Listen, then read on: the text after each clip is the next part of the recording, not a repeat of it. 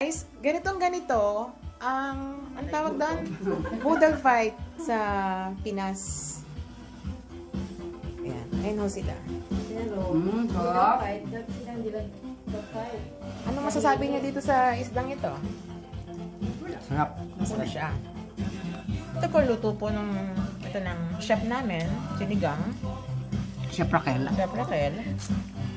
Itong, ano pa, yung tilapia, ihop ito ng Chef Selly. Ano pa? Ito, ang ginawa Yung ito. dalawa, taga-kain. Ay, kaming tatlo Tatlo, dito. kumain lang. Kami yung mga Tagalafang. taga-husga kung masarap luto nila. Kung tama ba yung ginawa nila. Kain, guys!